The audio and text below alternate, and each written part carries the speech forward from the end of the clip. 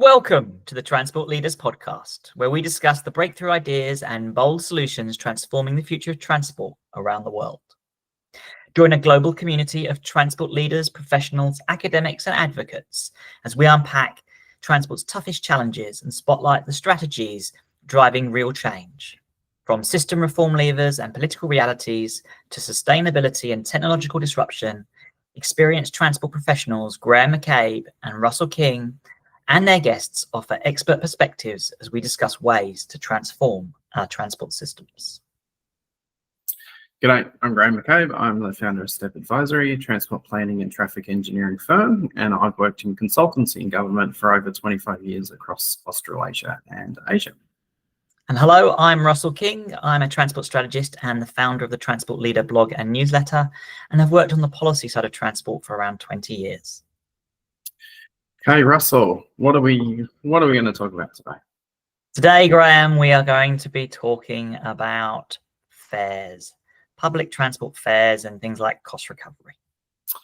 Well, that's a really interesting topic of conversation, and I'll just say that if you go to our Patreon, you can buy us a bus ticket or a train ticket to help us keep running this podcast. Very nicely inserted in there, Graham. Or organic ad insertion. Very impressive. You're an expert. You're a professional. I'm very impressed. Yeah. Okay, so fares is a really, really big topic. So let's talk about policy as a focus area. So why do we have fares? I think you've got to start by thinking about how you want to pay for your public transport system. Right. Can it be free like the roads? Yeah, indeed. Right. So I think there's there is you see quite a lot of people who argue that we should treat public transport as we do things like health and education, because public transport provides a whole range of benefits to society in the same way that health and education does, and therefore we should make it free for everyone. At the other end of the spectrum, you have the crowd who believe that public transport should make a profit and be subject to the market. And the reason it doesn't make money is because people don't actually want it. And if people wanted it, it would make money. So those are kind of like the two extremes. I think it's yeah. I was going to say, which is really interesting, because the very first public transport systems were completely privately run, because the cities of the Renaissance, Enlightenment period, were so overcrowded, and people wanted a better way to get around. So they started running horse and carriages privately, which then migrated into privately built railway lines. So they weren't subsidised by the government. Yeah. And then along comes a new invention which changes the game completely. The motor car. The motor car, indeed. Okay. And the reason it's not just that the motor car was competing with public transport. What we also did was we began subsidizing the motor car in various ways, many of which are hidden to taxpayers and treasuries, quite frankly, who don't realize how much of the subsidies are going in. But so you've got obviously things like direct subsidies for purchasing vehicles sometimes.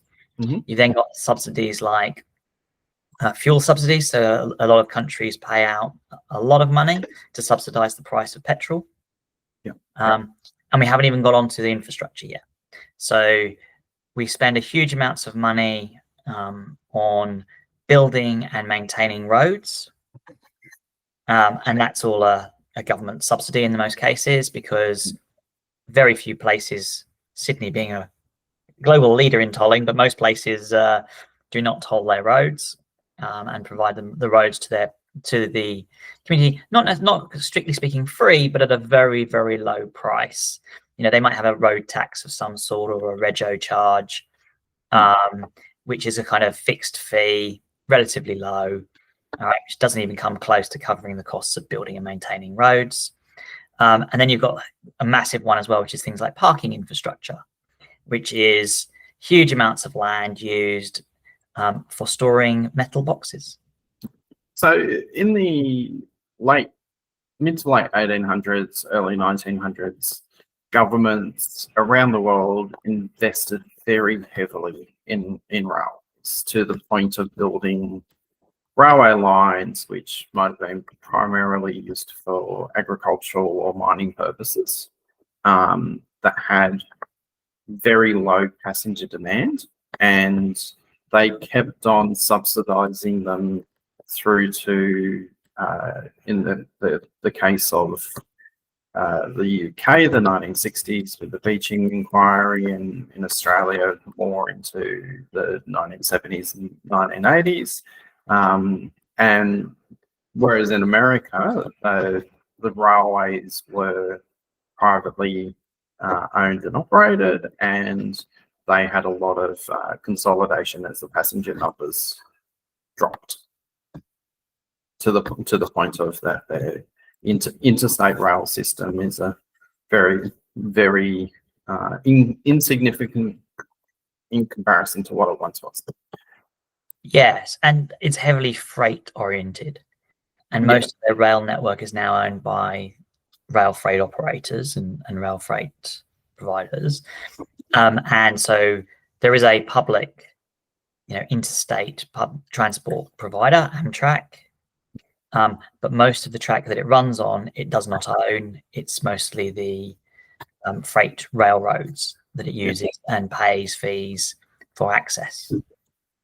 Yeah, so we have I suppose two markets, which are one was heavily subsidized, and then the subsidy was flipped into being for roads. So you have the creation of the interstate highway system in the US,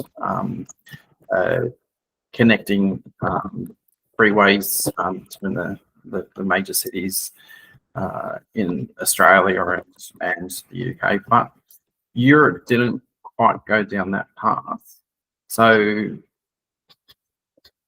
was there a policy decision in the fair sense that kept people in Europe on public transport rather than migrating across to driving? Possibly with the exception of Germany, I suppose. Well, even in Europe, the car still has the lion's share. Yeah. Right. So even though public transport is relatively good in parts of Europe, there are still large parts of Europe where the public transport system, is relatively light, and the focus is very much on the car. And you see that in, even in France, which has got extremely good public transport systems in its cities, and increasingly good connections on railways between regions and cities, including, TGV and high-speed rail. You just have to have a look at when they increased fuel prices, and the gilets jaunes, which is the sort of yellow vests, protests about higher fuel prices came out, right? So cars are still very sensitive in places with really good public transport in Europe. So, okay. All right. So how do we go about, how do governments go about deciding how they want to set fares? So what are the policy levers that they're looking at, and the push and pull factors? Yeah.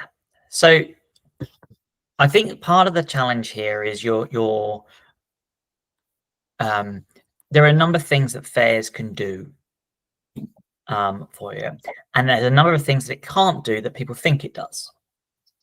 Okay, we're too grumpy old men. Let's start with the negative. What are the things that it can't do? Most of the time, it doesn't.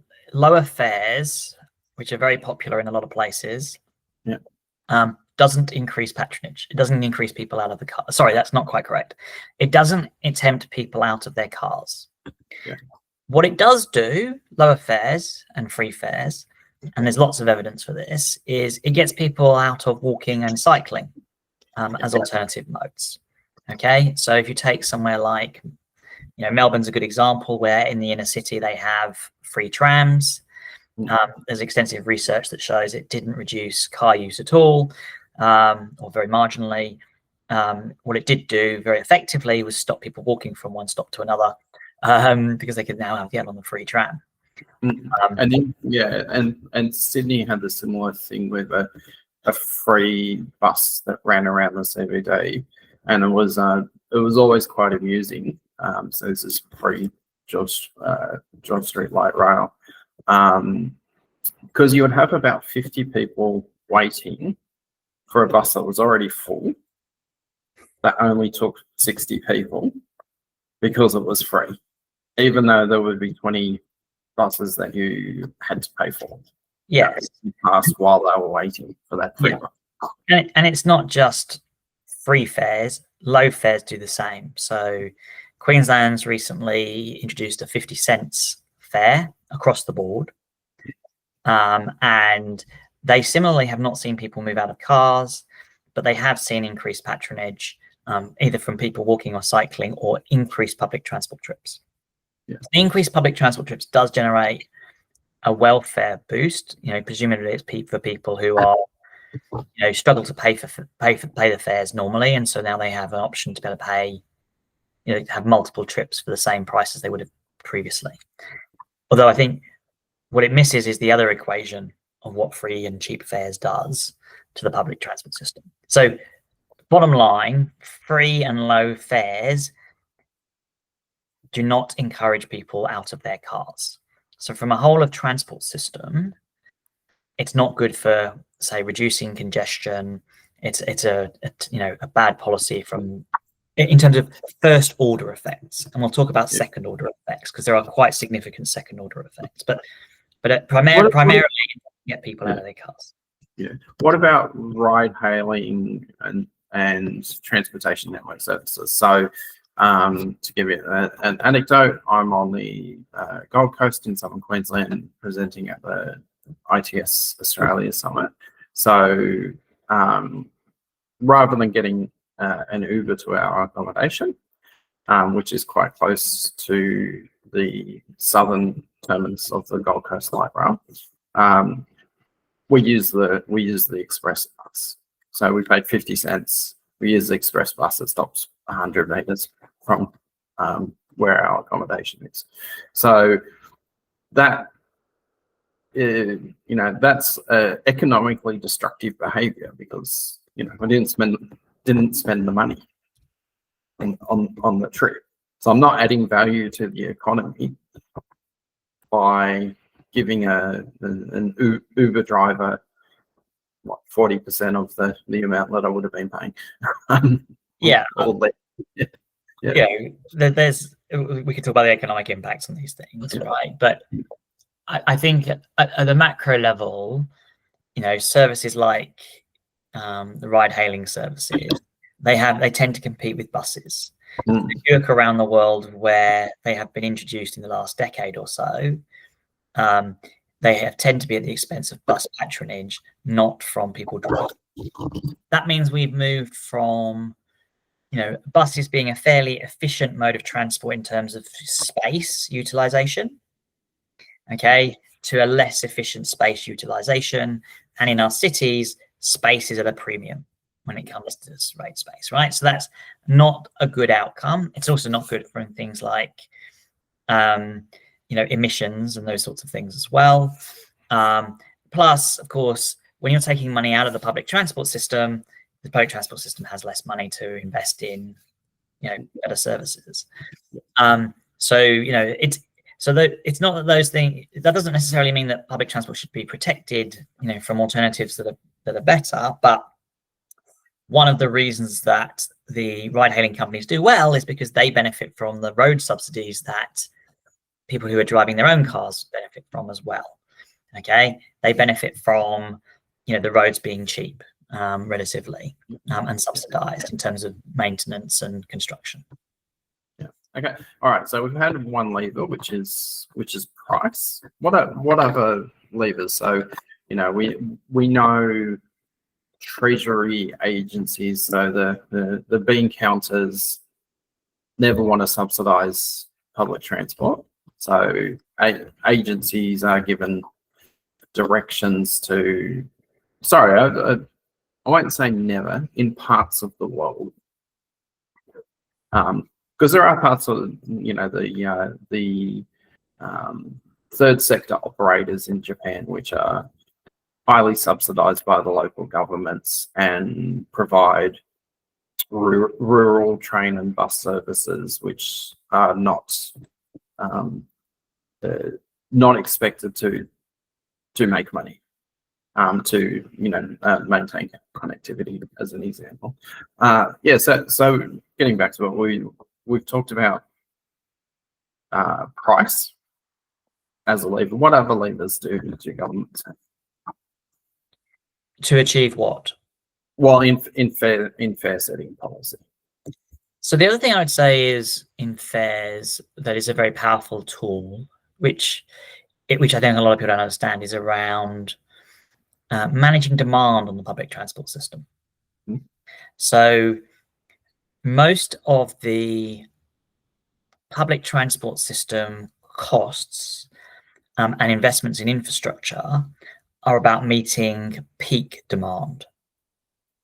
And peak demand typically only happens for a small window during the day, and now post-COVID, typically only for 3 days a week, right? So typically it's now the morning peak, 7 to 9, and often that peak in terms of public transport is actually much shorter than that. It's much smaller window, typically just before the 9 o'clock sort of rush to get to work. So you have your peak period in terms of the congestion on the public transport system. What that means is that if you just think about it in terms of demand, what you try to do often, and the engineering solution is, we'll try to meet that demand, and that means massive upgrades to, train stations, the number of trains that you're running, signalling systems, the whole gamut of the entire rail network, or more buses need to be run through, etc. Right? Which is very expensive solution to meet a demand for a very short period of time, just 3 days a week. Okay. An alternative is that you try to spread that demand so that you can meet the peak demand. And one way of doing that is through the fare box. So you charge peak fares. Okay. And so that encourages people who have the options to not travel during the peak and travel off peak. And so you're spreading your load. That doesn't mean that you therefore never have to upgrade to meet the demand on the peak demand, but it does definitely spread it out. And if you get it right, of course, what you can do is you can charge significantly higher prices during that peak, and you can offset that with lower prices in the off-peak period. Okay, to encourage that, and then you can decide whether you want to get an overall cost recovery broadly neutral of where you are now, or whether you want to improve cost recovery, and that kind of depends on your starting position to some extent and what your objectives are. So that's a really interesting point about raising fares. So the political incentive is to lower fares, because then you're addressing cost of living, or delivering to the community. So when I've seen the introduction of off-peak fares, the ones that I know of, there've only ever been significant reductions in the off-peak price without a commensurate increase in the peak price. So, and going back to the economics, the incentives to change behavior, if somebody is already undertaking a behavior, you need to have a very disproportionate change in the cost of the activity. Yeah, so in the fares space, what we see is if you increase the fares slightly above inflation, okay, even over an extended period, say 10 years or so, you don't see a change in behavior typically. People don't suddenly, shift out of using public transport and moving it. Yeah. If on the other hand you have 10-to-1 ratio. Yeah. So if you, on the other hand, have a large increase, one-off increase, so say you have a situation where you haven't increased fares for, say, more than a decade, and you're then running short on money and you've got to make a catch-up, and so you're going to increase fares by, say, 25% or so. This is what's happening in Vienna in the new year. Then the evidence suggests that that sort of shock does change people's behaviour. So if you're increasing fares in a sudden sharp shock like that, you are almost certainly going to reduce significantly patronage on the public transport system. Right? So that's, so that will get people out of public transport and into their cars. So that's, a poor way of doing it, which is why steady increases, regular increases in fares is a very effective strategy. And if you do it slightly above inflation over time, your cost recovery improves and you can invest in better services, which is what's tended to happen in London over a long period of time. Right. So London's now, its cost recovery is close to 100%, i.e. its various revenue streams, including significant fare box revenues, mean it covers its operating costs. It doesn't cover capital costs, but it covers 100% or close to of its operating costs. Right. Now, compare that to Australia, where the average cost recovery is probably lower than 20% at the moment in the public transport system. I think after Queensland's cut in fares, it may as well be as low as 5%, which means that, for every $10 spent on public transport, $9.50 is coming from the taxpayer, only 50 cents is coming from the user. So the taxpayer is picking up the bill. The problems with these sort of very low fare policies and low cost recoveries is the second order effects. Right. So governments don't tend to actually fund properly these very low fares. What they tend to do is to say to the transport system, well, you need to absorb as much of these costs from these low fares as possible. All right. And what that tends to lead to is two things that need to be done. First thing is services get reduced. Yeah. Because they can't afford to run the services. So they have to look for savings. And so services that perhaps are providing low patronage services, but are important for, meeting people's needs where they can't drive out in, say, suburbia, they become even less frequent than they already are, and they're typically poor already. So say you might go from a bus every half an hour to a bus every hour, that sort of thing. And the second order effect is what they often do is reduce the maintenance money on public transport, because reducing maintenance in the short term, you don't really see a big impact. Okay. But your assets are continually running down, and you start then to see things like reliability and the cleanliness of your assets, and actually your operating costs of running those assets all going up because you haven't maintained them as well as you needed to. So it provides a short-term way of covering the costs of low fares, but it's hiding long-term implications. And you see that as services, trains break down, buses break down more, they become older and more worn out. They can't afford to replace the buses. They can't afford to maintain them properly.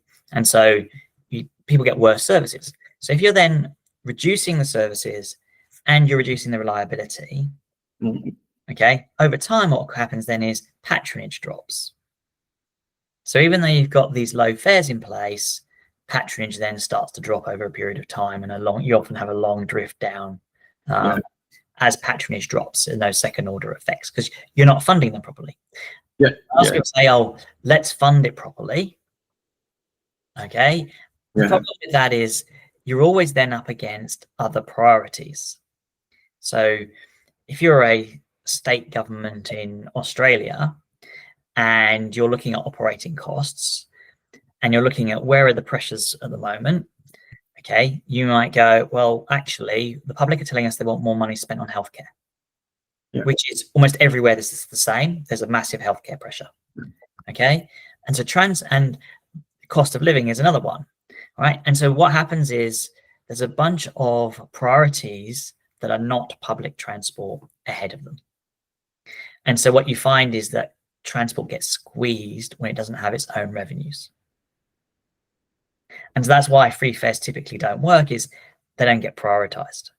And so what you find is that where places do introduce free or very cheap fares, they sustain it for a while and then they give it up. Yeah. As a bad job. So Kentucky is a good example. You know, it's just reversed its free fares policy in the United States. So it started reintroducing fares. It was done as an exemplar for people who really liked free fares, but they haven't been able to sustain it, which is what happens most of the time. Similarly, Vienna, with very low fares, has found that as its budget's got tighter, it can no longer afford it. And so now it's saying, we're going to have to massively increase fares. And they could be in a doom loop now where they've massively increased fares, patronage goes down, the city government still has huge debt, so it's not as though there's going to be a new pool of money coming anytime soon. So if anything, they're going to need to increase cost recovery over the coming years, but they're in a situation where increasing fares is reducing patronage, which is then reducing fare take. It's a difficult scenario for them to be in. Yeah, and that the death spiral of transit. You know, when you're trying to chase the same amount of or more revenue with an ever decreasing number of patrons and cutting services, which then reduces the number of patrons, and you add it on top of that increasing fares. Well, you've time to go a bit Californian, I think, and start introducing a sales tax to pay for your public transport services. Yeah, you know, or some other mechanism, because you've lost the game on revenue. You won't come out of that spiral. Yeah, the other challenge you have is which is the discussion is around equity. You know, and I'm not going to define what equity means in this space, because I think if we ended up asking 10 people, they don't know what 10 slightly different answers in this space. But what people say a lot is, you know, public transport is a necessity for people on low incomes, okay, and if they have expensive, you know, fares, that then directly hits them, you know, on money they don't have, and therefore lower fares is a good piece. Now, a few things on that. Why would you give everybody free fares or low fares? Because for people, you know, at the lower end of the economic, you know, socioeconomic spectrum, okay, that seems a sort of real poor giveaway. So that's the first point. The second thing you end up with on this is in places like America, transit is now seen as something only for people on low incomes, right? Outside of big cities. Outside of big cities. So across the United States, only 4% of the population uses transit. Just 4%. Yeah.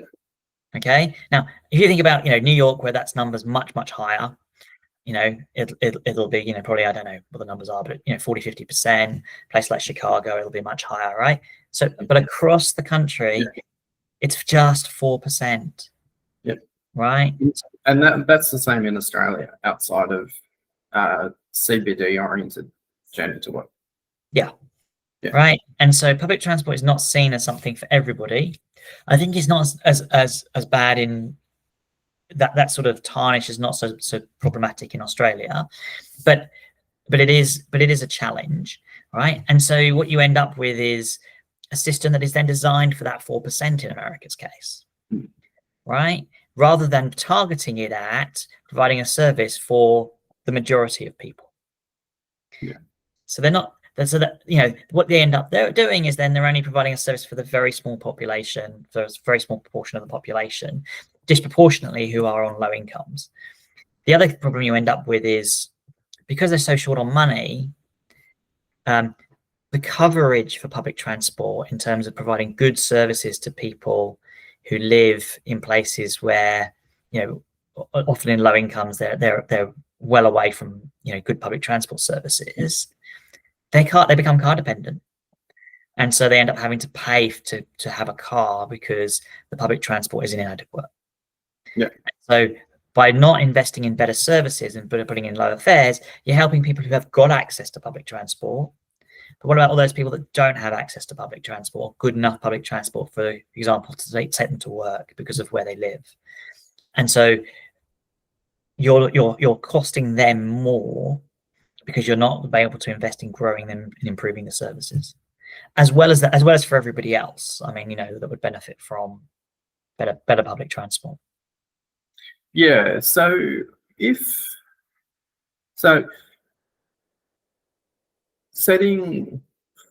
having free or very, very low cost fares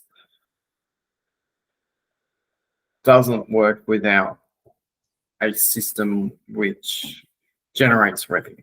So you need to have something which is actually hypothecated, dedicated to creating a revenue stream for government, and we often see that one is done without the other. So when Queensland introduced its temporary 50-cent fares as a cost of living measure, they didn't say, well, at the end of the 2-year period, we're going to do X, Y, or Z. Actually, I think they used coal mining royalties. The then government said, we're trying to discourage coal mining, so putting words into their mouth, coal companies are taking the community for a ride, so we're going to double the royalties, and here's all the things we're going to put that money into. One of which was paying for the 50-cent fares. Yeah. So and then there's the change of government who get rid of that royalty, and now you don't have the revenue source to cover. Yeah, and this often is the case, right? Is that, you know, a government's one revenue source will be for one government might not be palatable for another, right? And so it becomes a sort of unsustained revenue source for a government, right? Yeah. Now, one thing that works quite well in Sydney and New South Wales is they have a parking space levy. So we charge for every parking space in the CBD, there is a tax, a levy on each parking space, paid for by the landowner. Yeah, it's about $3,000 a year. Yeah. Yeah. So the revenue it creates, I think, is about $150 million a year. So a drop in the bucket. Yeah. But of course, it's got very low coverage across the city at the moment, right? But one option is you could pick parking revenues to help cross-subsidise other parts of the transport system, and the advantage of that is that their parking fees are normally controlled by the transport agency, which then puts the money. So it's kind of considered in the transport bucket. So transport is then, if transport has those parking revenues, it theoretically is incentivized to maximize the revenues that it gets from parking in order to put into various other forms of transport. And in the UK, in London, London's councils, it works very well. So they're in control of parking on their streets. It's a significant revenue raiser. The money legally can only be spent on other transport things. They use that money to, for example, build cycle lanes and improve footpaths, and do traffic calming measures, low traffic neighborhoods, those sorts of things. Okay, so it provides a revenue source that can be used to cross-subsidize other parts of the transport system. I do recall when I was when we were starting to install the cycleways for the city of Sydney. One of the concerns was about the loss of parking revenue from on-street parking. Yeah, I've had this argument with the chief financial officer of the council with regards. It was more on car share. Yeah. So it's like, we have this car share, but it's going to, which will, the research shows it broadly removes 10 cars or something in that sort of region. Yeah, we can get into the validity of that study. Yes, at the time. Yeah, we could talk about the numbers, but it does reduce the number of cars. Okay, it reduces the number of second cars. Yeah. Okay. But if you're talking about parking revenues, those second cars giving parking revenues to councils in terms of residents' parking fees, that's a loss of fees. And so if you're the chief financial officer of a council, you're like, well, I'm losing money from this thing. It may be better for the transport system, but how am I going to make up the money? And I think it's one of those, what you then end up with is a perverse rationale. It's like, we will charge huge amounts of money for the car share schemes to be able to park in this space because it's a dedicated space, etc. And there's a rationale for charging them a certain amount, but you kind of want to be optimizing the use of car share because of its potential to reduce, vehicles kilometers traveled, right? So you're kind of, there's a financial element there that's a bit perverse. But we digress from fares. The thing I would say that I find frustrating in this space is the welfare system is designed to help people on welfare, to help people redistribute income. Okay, using the transport system to provide welfare is a really second best at best solution, and often has very perverse negative impacts, as I say. So it worsens the transport system, okay, and isn't very effective and targeted at providing welfare. So if you want to provide welfare for people on low incomes, improve the welfare system. Don't do it through the transport system. Yeah, and I know we've had this discussion about lowering fares versus investing in better services or more bus priority and things like that. And I think, unfortunately, too often at the policy side of things, it's very much seen as a either or. We can do bus priority or we can lower fares. Not, well, what's actually the thing that achieves the outcomes. Too much of the policy work is focused on outputs. Lowering fares is an output. As you've said, the outcome isn't people getting out of cars. It's people who already use public transport using public transport more. So you're probably actually just collecting the same amount of revenue, just people are making more trips and putting more strain on the system. No, the revenue drops. Well, it depends on pricing, right, and stuff on that. But your revenues tend to drop significantly, right? I mean, certainly in the case of Queensland, it was already, the cost recovery was already very low, and it's even lower now. Yeah. So it doesn't compensate for it. So people aren't making 7 trips where they were previously making 1. No. That kind of Yeah, I think it's costing them. Was it something like, I think it's $700 million a year or something in terms of revenues for net. Okay, the one thing we didn't touch on as well is it destroys the business case for further investments as well, right? So your cost benefit ratio deteriorates because your fare box recovery is lower. So it makes the case for expansion of services.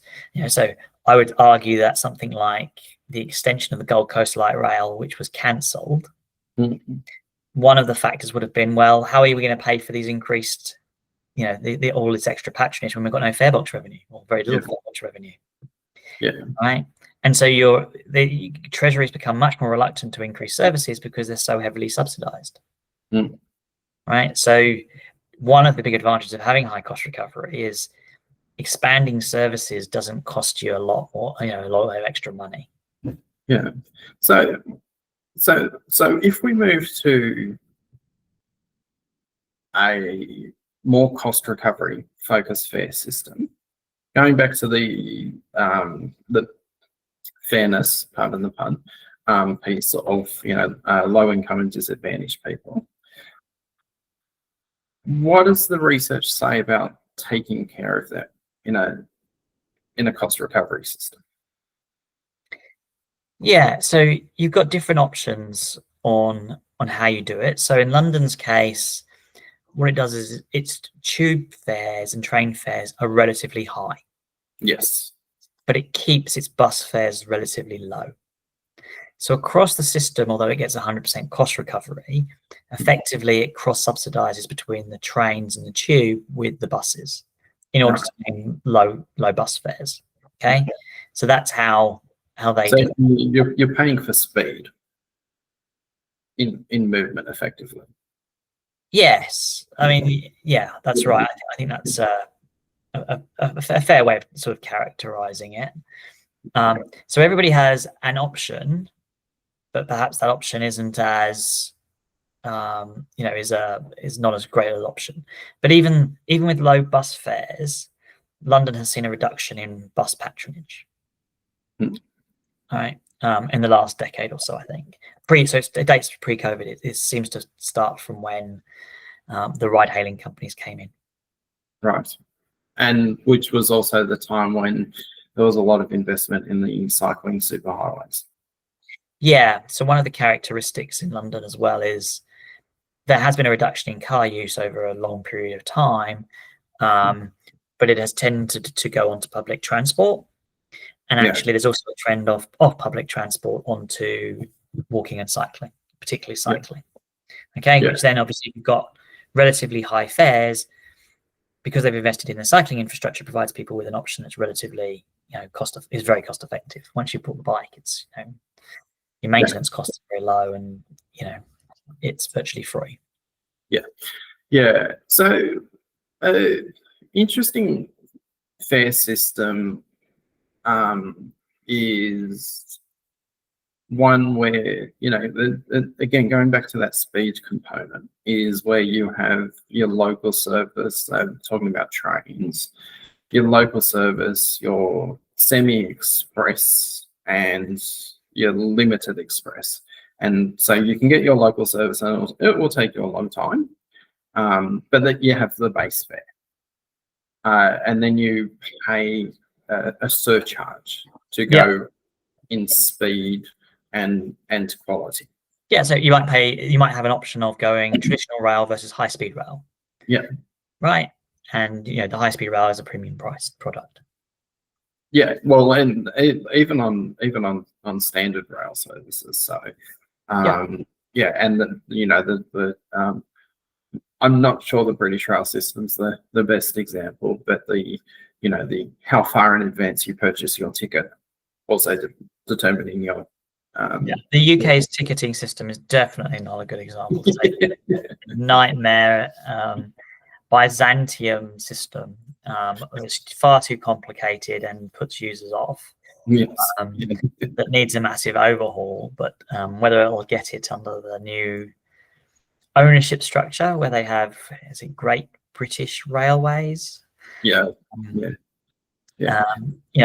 have to wait and see. But certainly you can do things with fares in terms of dynamic pricing in the same way that you do with airlines.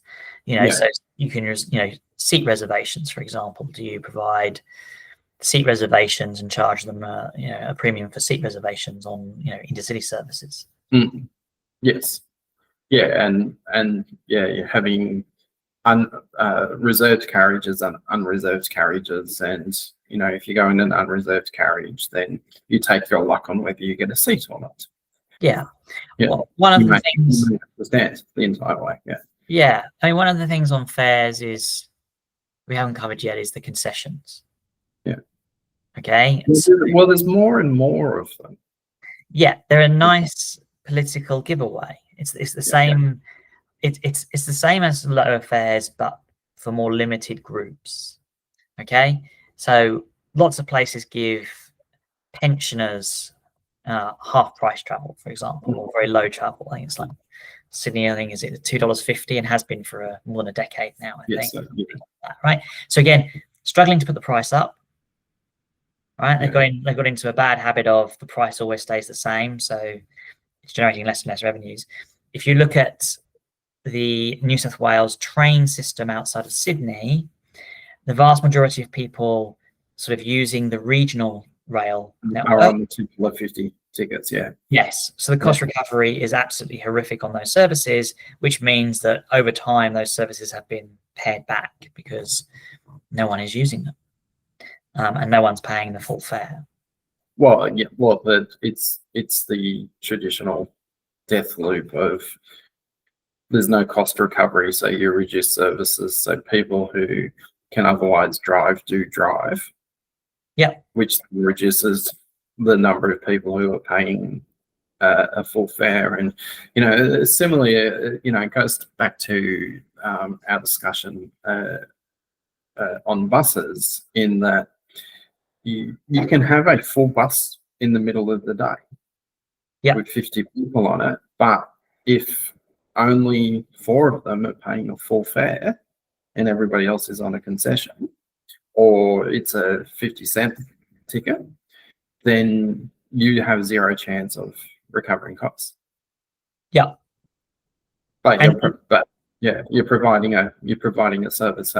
So yeah, I think the question is whether or not it's a well-targeted service.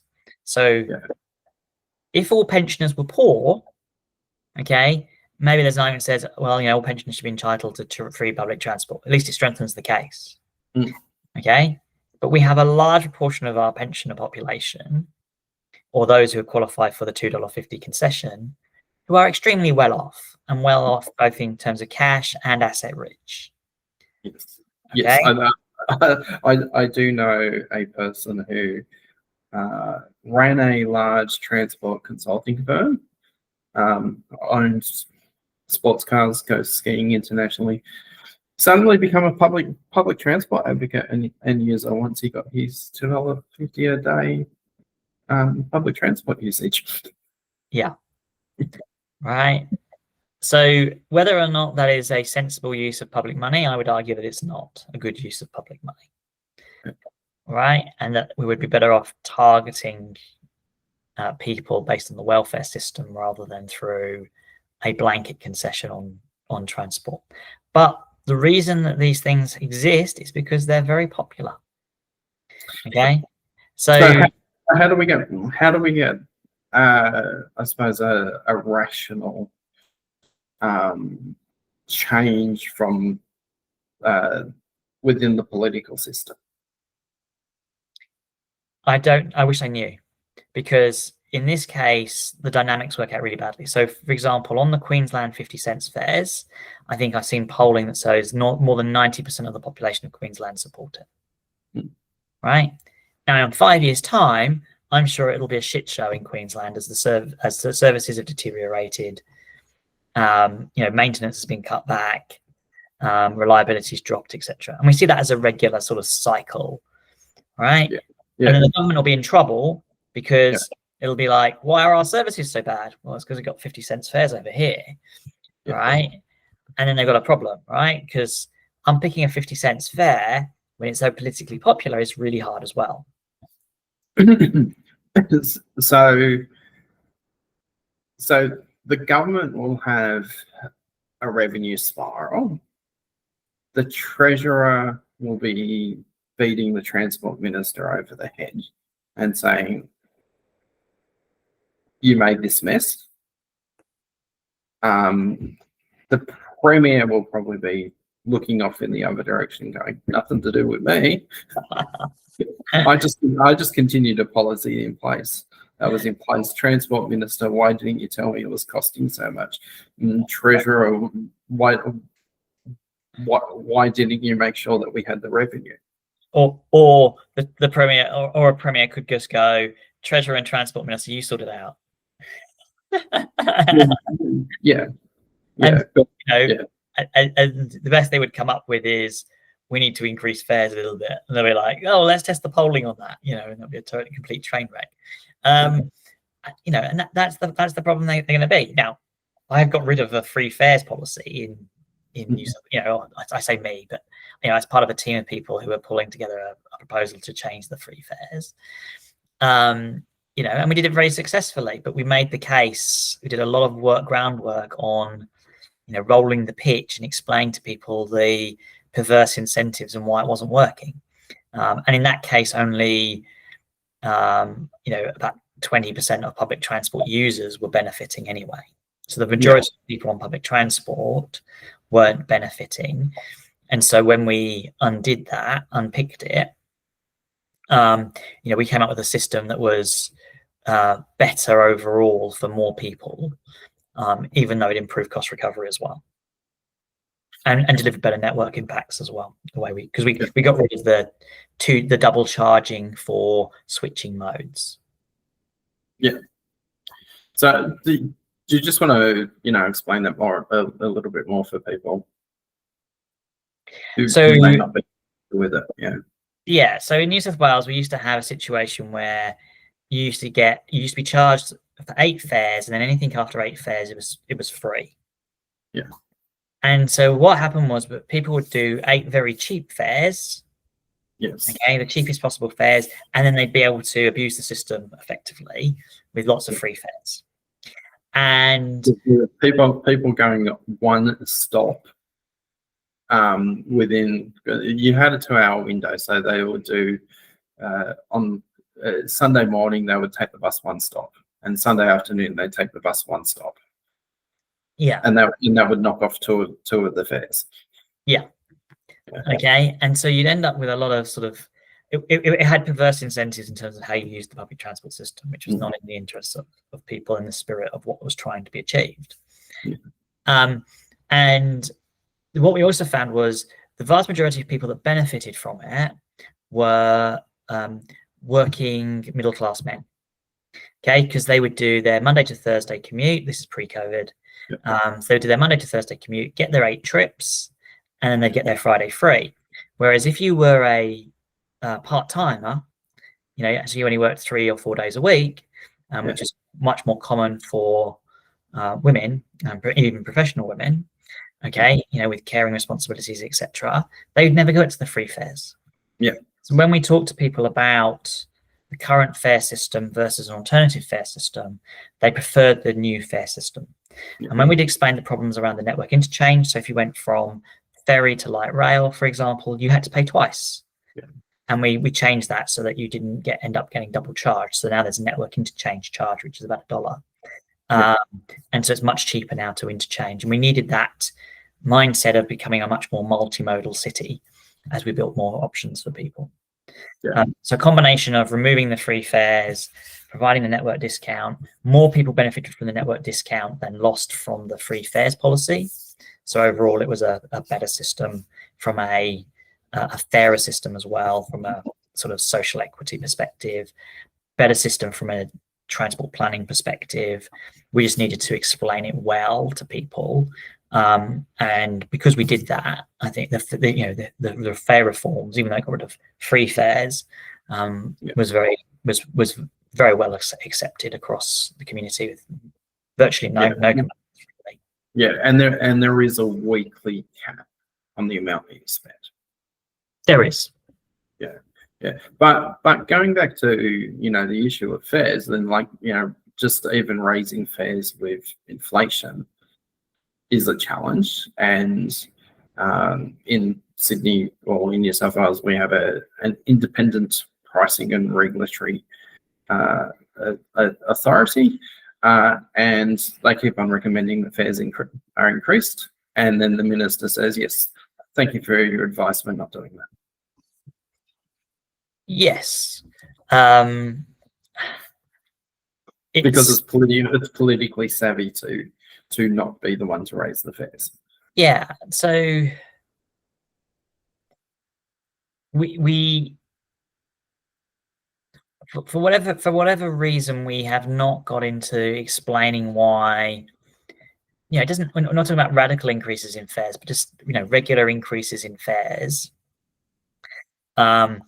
is a good thing for our transport system, and talking about the benefits of being able to invest that money back in. Okay, we kind of only got sort of the one dimension on it. It's also very hard at the moment because we've had relatively high inflation, higher than people's wages increases. Cost of living is the number one issue across Australia and in many parts of the world, because they've also suffered from inflation rises. And so that cost of living has become the biggest single issue for people. And so increasing fares is seen as directly attacking that. So you'll be seeing that not just in the fare box, but we're seeing it in tolling as well. So the government in New South Wales is paying money to people to drive by discounting their tolls, their road tolls. Well, again, it's incentivizing more usage by having a weekly cap, after which the government will pay your tolls for you. Yes. Yeah. So Right. Perverse outcome for a government which is very focused on addressing climate change. Is it? Well, encouraging people in fossil fuel cars to make extra trips, so that making it free for them to make extra trips on the motorway. There's not large investments going into active transport, so which is the obvious way of reducing carbon emissions. So I think there's a little bit of we're getting off topic, but we'll have to net zero and carbon emission reduction policies generically and another thing. I think the challenge we have in fares is what is popular with the public and what works from a transport system perspective are not the same thing, and that creates space for politicians to create popular but bad policy, and that's very difficult. And it's not like it's low fares are a slightly popular policy, right? The fares in Queensland are a home run. Yeah. Okay. So in Queensland's case, when the former government announced that they would do it, the current government, when it was in opposition, matched the promise because it had to politically. Yeah. Okay. Because it would have possibly lost the election if they hadn't done. Okay. And they were time limited, like that 50 cents fare was time limited. But then when the government looked at it, they felt that they could not go back to the old system, okay, because they felt that they would be, it would be very unpopular because of the low fares had been so popular. As I say, the chickens will come home to roost, in the next few years, and I'm sure that we will see services deteriorating across Queensland as a consequence. But that is, it's popular, and that's the problem. Is politicians chasing votes will go for bad policy, and it's really hard to unpick. Yeah, and one of the interesting things I think in Australia is we don't have competition for the market in public transport. So we have competition to own the market through tendering, but all the revenues go back to government. But we don't have private railways. You are not allowed to set up a bus network as a competitor to government. So there's no incentive to compete on quality or speed in return for a higher price, because it's just too hard to do. The closest we get would be long distance travel, where you have, as we talked about, the pensioners getting their trains for $2.50, and that includes Sydney to Melbourne. You can get a train to Melbourne for $2.50 if you're 1,000 kilometres. Yes. Along the same corridor, you have buses, which are actually faster than the trains. but that's a purely commercial operation. So you're looking, $30 to $100, depending on when you want to travel for that. And then you have the airlines, which are purely commercial operation, limited by their profitability and the number of landing slots they can get at the two airports. Yeah.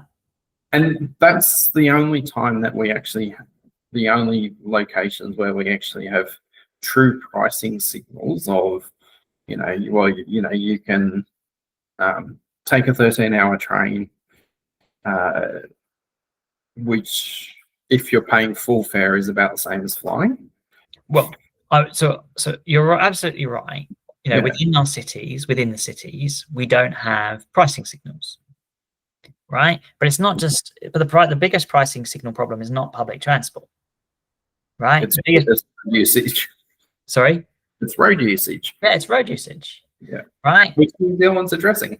Which New Zealand is addressing by implementing road user charging across the country, hopefully. And we'll see how it goes in terms of implementation. But yeah, if we had road user charging, of cars, all right, then you would have you would have more people wanting to use public transport. Right? Now, I would argue that at that point, you want to increase the fares of public transport to pay for improved services, because you've now got a lot more demand and you're going to need to run more trains, more trams. You're going to need to significantly improve those services. You need the money to pay for it. Or you can use the road user charging to cross subsidise, which is one of the things that happens in London as well. The congestion charge helps to cross subsidise public transport. Yeah, there was a massive investment into public transport in the lead up to the implementation of the congestion charge, so that people had that alternative to move to. Yeah, they significantly increased the number of buses available. Yeah. So I can't remember what the percentages was, but in and around the congestion charge zone, the number of buses increased substantially, so that people couldn't say we don't have an option. Yeah. So a fair fare is an integrated movement charge. What's an integrated movement charge? I don't know. I just made it up. Okay, that's an innovation. Yeah. No, but so we talk about public transport fares. So if you want to go from A to B, and you've got your range of options, obviously you have your value of time, the cost of the movement, and the cost to society of you wanting to make that movement. So, I mean, in an ideal world, all those things would be balanced out, and you would pay accordingly. So it would be integrated. So you can so if you want to drive yourself, well, there's the cost of all your total cost to society of doing that, and you would pay that, and which would probably be a different cost. So if you or walking or cycling. Yes. Walking or cycling, you may actually get paid to do it because you're reducing your health costs to government. Well, yeah, absolutely. So if you look at the road user charge, and I think it was Engineers Australia, or they did a publication in terms of what they thought the user charge should be, and they had different levels depending on. So, for example, they had a part. They basically tiered up the charges, sort of had sections with different charges. So they had like an environmental impact charge. So if you're driving a internal combustion engine car, you'd pay more in that segment than you would if you were driving a hybrid, which would be more than if you were driving an electric vehicle. They also then had a charge for when you were driving. So if you're driving during a peak demand, you'd be paying more, and similarly where you're driving. So if you're driving out in the regions where there's not a lot of traffic, you're paying the rate you're paying is very low. If you're driving in the inner city where the space is at a premium, you're paying a lot more. Right. And so you can, so from a car perspective and charging, you can see how that sort of stacks up. So people are paying more when they're less environmentally friendly, driving during the peak, and in the places where spaces are the premium. Okay. And then what you want to be doing is making sure that compared to that price, public transport is attractive. So, and that will depend on a whole bunch of different factors, right? So if it's on a BRT line, say, right, you might be charging a premium for a bus rapid transit because you're getting very fast service compared to a parallel bus line, which is doing much more frequent stops and therefore is a much slower service. Yeah. Yes. Yeah. And we don't have that tiered charging.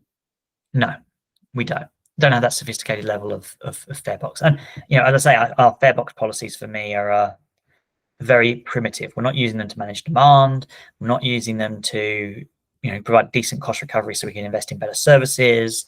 We just there are a bunch of political concessions, which when you add them all together is a smorgasbord of bad policy. Okay. So to wrap up, do you think we can change? No. What a hopeful note to end on. Yeah, I'm a grumpy old man. Well, I think we might have a different equation if we get to road user charging. Yeah. I think then that the equation might change in terms of how we fund our public transport system. Yeah. So long as it's not a default vehicle mass multiplied by number of kilometers driven per year. Yes. So that's problem number one. If it just becomes a, check on your speedo how far you've traveled, use it properly, have a much more sophisticated system than that. You also want to avoid a situation which some people are lobbying for, which is the road user charge revenues get ring fenced just for road infrastructure and road maintenance. Which has not happened in Australia for 40 plus years, despite what some lobbyists may say. Yes, but the lion's share does go into roads, although it's not ring fenced, right? Most of our spending on transport at a federal level and at a state level, state and federal level, is on road, infrastructure. Yeah. It's not on public transport. It's not on active transport infrastructure. That's not unusual, by the way. That's true in most places in Europe as well. Yeah. With far better public transport and active transport than we've got, but ours is massively skewed. So I think our current active transport budget is 0.2% of our total roads budget. Yeah, and topic for another day. But roads are incredibly expensive to maintain. Yes, and ours are deteriorating. Our asset management on roads is abysmal. Yeah, but we should talk about asset management another time. Yes. Okay. All right. Well. Hopefully people have enjoyed listening to I think quite a number of side excursions into other facets of transport policy. But once again, if you've got any topics you think we might be interested in covering or that you think other listeners might like, please get in touch. Don't forget to like, subscribe, comment, and as I said, it's if you'd like to buy us a bus or train ticket, not Queensland fares, probably more like Sydney fares, then you can do that over on YouTube or Patreon. And once again, thank you for a really interesting conversation, Russell. Yep, thank you, Graham. It's great to talk to you again, and I'll see you and the rest of the audience next time.